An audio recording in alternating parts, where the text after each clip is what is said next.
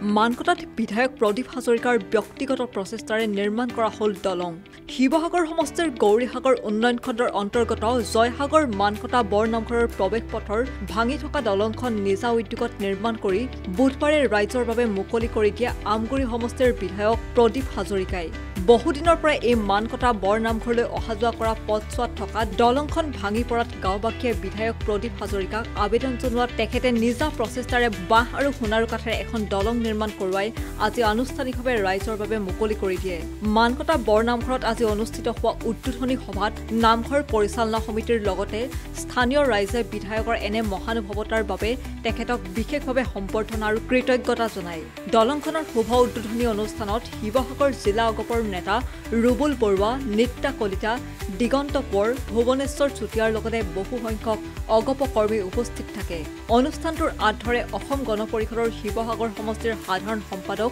ৰুবুল বৰাই। বৈষ্ণৱবৃন্দ, ভকত বৈষ্ণৱবৃন্দ, এই বৰনামঘৰৰ ৰাইজৰ লগত আমি আলোচনা বিলোচনা কৰাৰ পিছত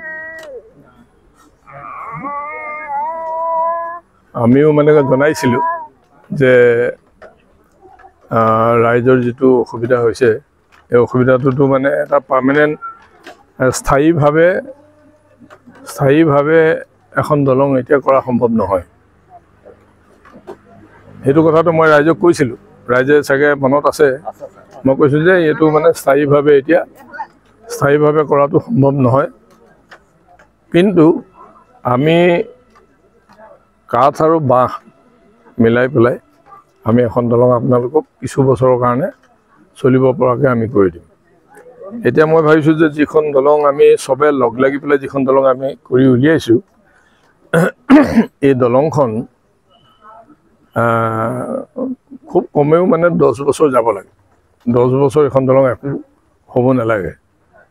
আৰু খুব আমাৰ যিখিনিয়ে কাম কৰিছে, কাম কৰা মানুহখিনিয়ে অতি আন্তৰিকতাৰে কৰিছে আৰু নিজৰ ঘৰৰ কাম কৰাতকৈ ভাল ধৰণেই কৰিছে, তেওঁলোকে মন দি পেলাই। কিন্তু এইখিনিতে মই এটা কথা ক'ব লাগিব যে আমি এই দলংখন নিৰ্মাণ কৰা আমাৰ আজি 19 দিন হৈছে। এতিয়া এই সময়ছোৱাত কিন্তু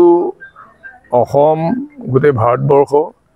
আৰু ইভেন বিশ্বৰ বিভিন্ন প্ৰান্তত আমাৰ যিগৰাকী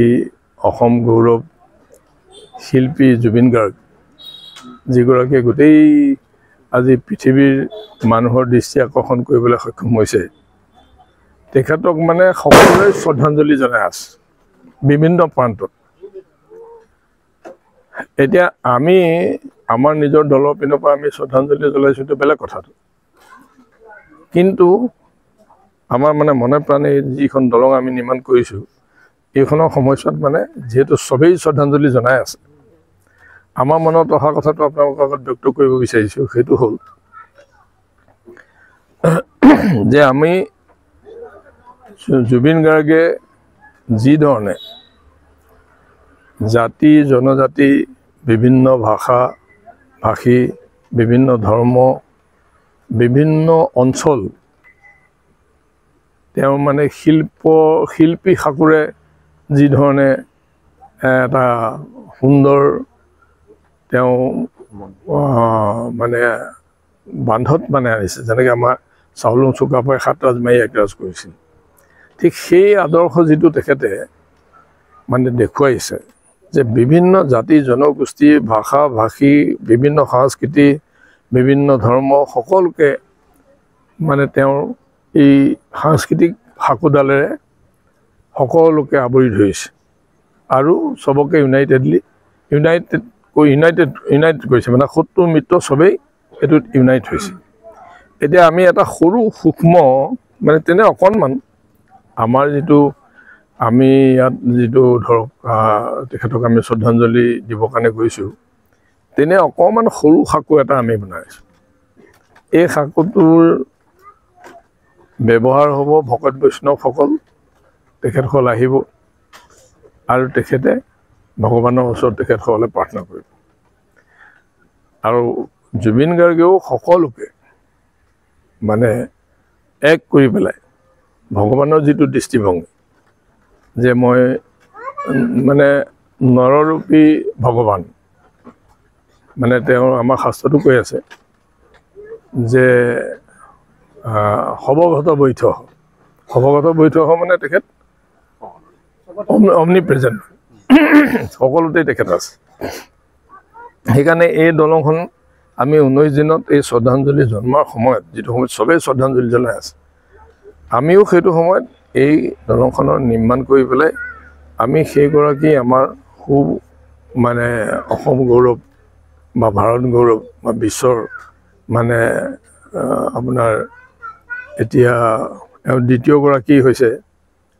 হেৰি হ'ল মাইকেল জেকসন তেওঁ মানে প্ৰথম গৰাকী যি গৰাকী মিটৰ লগত ইমান মানুহ গৈছে মানে এইটো কাহিনী ক'তো হোৱা নাই সেইকাৰণে আমি তাত অকণমান শ্ৰদ্ধাঞ্জলি দলংখন বনাই পেলাই আমাৰ কৰ্মৰ যোগেদি আমি আগবঢ়াইছোঁ আৰু সাকু তেখেতে যি ধৰণে সকলোকে ইউনাইটেড কৰিবৰ কাৰণে সাকু দিছে এডালো অকণমান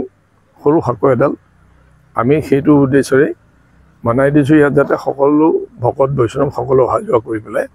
ভগৱানৰ চিন্তা কৰাত সুবিধা হয় এই কথাখিনি মই আপোনালোকক দাঙি ধৰিলোঁ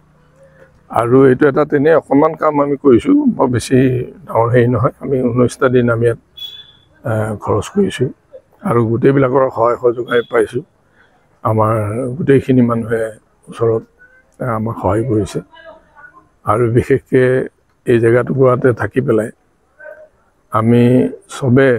মিলি পেলাই এইটো কাম আমি কৰিছোঁ আমাৰ ইয়াতো বিভিন্ন জেগাৰ মানুহ আছে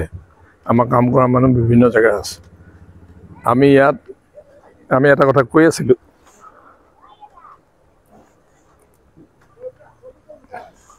জুবিন গাৰ্গে মানে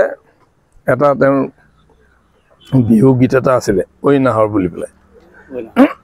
এতিয়া ঐ নাহৰ মানে আমি ইয়াত যিমানবোৰ খুঁটা দিছোঁ এইবোৰ চব মানে নাহৰৰ খুঁটা এতিয়া সেইকাৰণে আমি এই গোটেই কথাবিলাক বৰ এইকেইটা দিন অতি আনন্দৰে ফূৰ্তি ফাৰ্তা কৰি মেলি কৰিলোঁ আমাৰ সময়টো কেনেকৈ পাৰ হ'ল আমি গমেই নাপালোঁ সেইকাৰণে আজি আপোনালোকৰ আগত আমি আনুষ্ঠানিকভাৱে এই দলংখন আমি গতাই দিছোঁ আৰু মই আশা ৰাখিছোঁ ইয়াৰ সদব্যৱহাৰ হ'ব আৰু ইয়াত আমাৰ এই বৰনামঘৰৰ ৰাইজৰ উপকাৰ হোৱাৰ উপৰিও এই অঞ্চলৰ ৰাইজৰ যাতে উপকাৰ হয় এই কথাখিনিকে কৈ সকলোকে মই ধন্যবাদ জনাই মোৰ এই দুআষাৰ সামৰণি মাৰিছোঁ শিৱসাগৰৰ পৰা মিছকাতুৰ ৰহমান নিউজ ডেস্ক ৰিপৰ্ট